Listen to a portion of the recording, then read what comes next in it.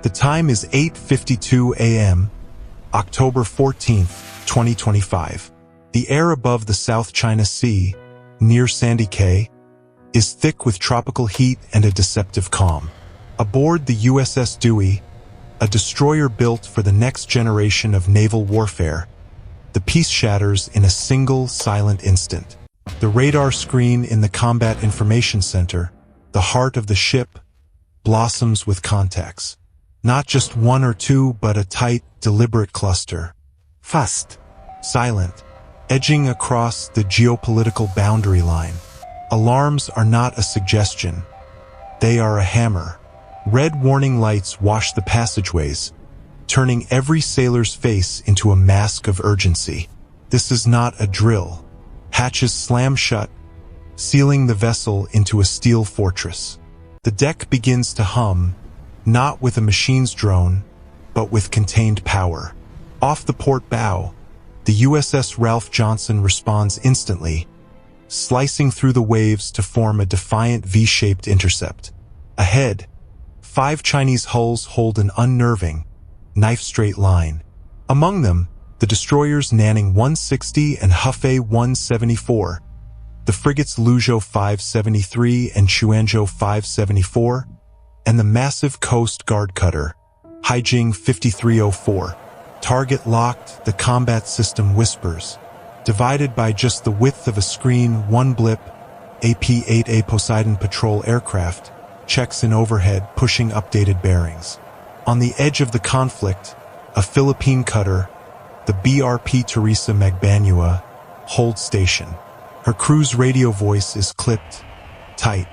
The moment is here. Why here? Why now? The Spratly Islands are little more than reefs and runways, yet they anchor global trade.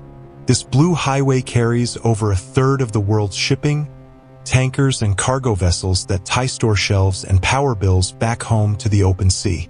When the U.S. Navy sails here, it is not simply a show of the flag. It is a defense of the rules that keep the sea open to all. Freedom of navigation sounds abstract until a blocked strait spikes prices by morning. Beijing sees these same waters through the lens of history, their patrols turning into presence, warnings mutating into aggressive shadowing. Their Coast Guard hulls, larger than many warships, push close enough to spray another ship's bridge windows. To Washington and Manila, this is not routine. It is pressure made visible. The Dewey and the Ralph Johnson move to draw a line in the water.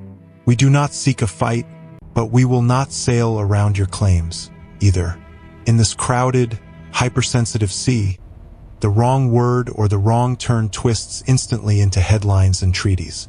One harsh shove of a wheel and the ocean writes a new rule. For the Philippines, this is survival. For the U.S., it is credibility, measured in calm voices and steady hands. If allies doubt that resolve, deterrence phrase. For China, it is prestige and control, a campaign of maps and patrols that says, this is ours. Inside each steel hull, tension hums through the very structure of the ship. Every checklist holds a fragile margin between control and chaos. 8:52 a.m. The moment everything shifts. USS Dewey's radar beam locks onto the Nanning 162. The blip is bright, steady, deliberate. The combat center buzzes with the confirmation. Bearing locked. Range confirmed. Missile tubes green. Across the horizon, 5 Chinese hulls slow, but they do not stop. Their formation holds taut, precise, like a drawn bowstring. Set condition 1. The captain orders. The ship tightens into a fortress. The Ralph Johnson veers outward, cementing the V-shaped intercept. Overhead, the P-8 Poseidon arcs high, its sensors painting the sea. The radio crackles. Chinese destroyer Nanning. This is United States Navy warship. You are operating in international waters. Maintain safe distance and alter course immediately. The call repeats in Mandarin. Only static answers. Through binoculars, the white uniforms on the Chinese deck are still, unmoved. Dewey's crew watches the numbers drop. 6,000 yards. 5,200. They're closing, a voice reports.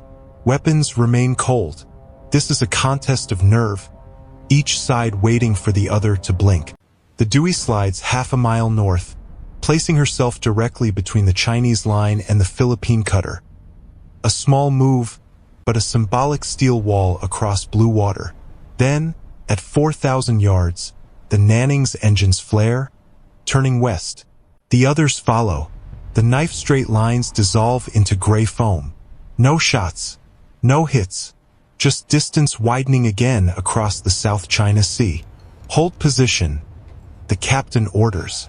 Sweat, relief, and the deep hum of power fill the bridge. The standoff ends, for now, but the tension doesn't fade. It simply mutates. By mid-morning, the Chinese vessels regroup. Then, a sudden burst of chatter. The Haijing 5304, the giant Coast Guard vessel, breaks formation.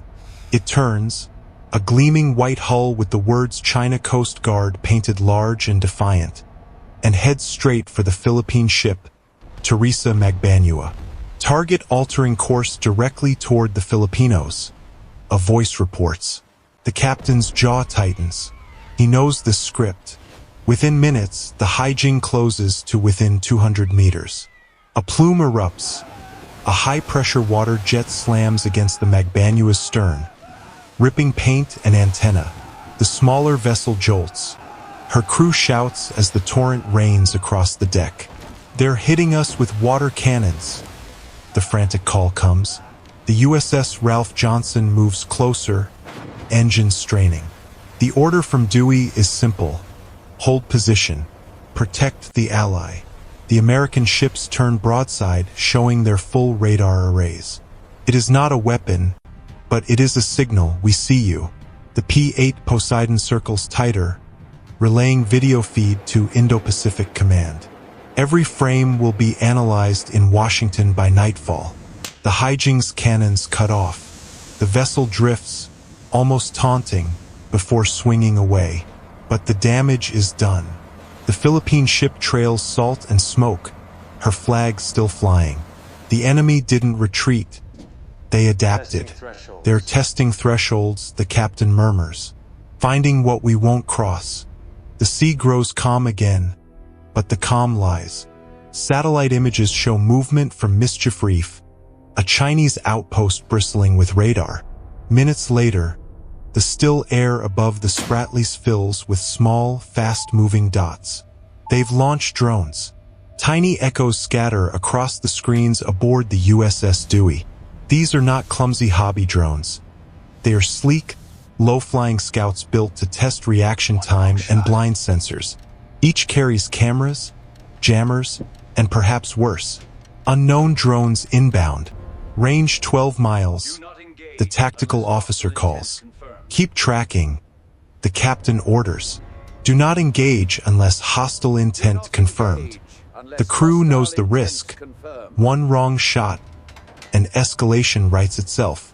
The drones weave through the sea clutter, diving low, vanishing in reflection. They're ghosting us. Then, one blip breaks formation, heading straight for the Ralph Johnson. Range 5 miles and closing. The CIWS turret, the close-in weapon system, spins, tracking silently. Seconds stretch thin. The drone dips, banks hard, then disappears west. Breaths release all at once. The enemy is pushing limits, not just ships. They're testing how we think. Night falls. The South China Sea turns into black glass, reflecting only scattered lights. Then the drones return, faster, lower. They come in waves from the west, blinking red under the clouds. Multiple inbound contacts. Speed 90 knots. Altitude 50 feet. Range 4 miles. 3.5. The captain grips the console. Hold fire until positive ID. But the contacts split, darting like hornets. One breaks formation, screaming toward the bow. It's diving. The watch officer's voice cracks. The sky flashes white as the Ralph Johnson fires chaff, thin metallic strips glittering like falling stars. The drone reappears even lower. CIWS tracking, stand by. The turret spins, barrels glowing. For half a heartbeat, no one breathes. Then the thunderous burst. Tracers rip the night open. The air fills with smoke, fire, and the metallic taste of adrenaline. Contact lost. The drone disintegrated midair, shrapnel raining harmlessly into the sea. Cease fire. The captain orders. The gun barrels slow to a stop, steaming. The adrenaline fades into quiet exhaustion. It could have gone the other way. 1 second later, one command slower, and the drone might have slammed into steel. Next time, the captain murmurs, they'll come faster. Dawn breaks pale over the Spratlys. The sea, flat and tired, hides the night's chaos. Debris drifts quietly. A torn drone wing, a strip of chaff. The USS Dewey and USS Ralph Johnson hold station. Decks slick with salt and soot. No casualties, no hull damage. But the silence is heavier than any victory. The data goes to Indo-Pacific Command, where policy is written in seconds and restraint. Hours later, Chinese surveillance vessels cluster near Mischief Reef. UAVs orbit above, recording. A routine patrol on paper, a message in practice. The Americans do not answer with weapons, only presence. 2 destroyers, flags taut in the wind, hull numbers bright against the gray water. In Manila, the Philippine Navy confirms minor damage to the Teresa Magbanua. Washington's response is firm. An attack on our ally is an attack on us. This wasn't a skirmish. It was a rehearsal. Each side probed for more than weakness. They hunted for will. The next test may blend drones with missiles, cutters with gray hulls, pressure with plausible deniability. A treaty can promise help, but it cannot shorten reaction time. On Dewey's bridge, the captain watches the sunrise burn a hard line over the reef. The ocean looks peaceful again, but he knows better. They'll be back, he says, and next time they'll come closer.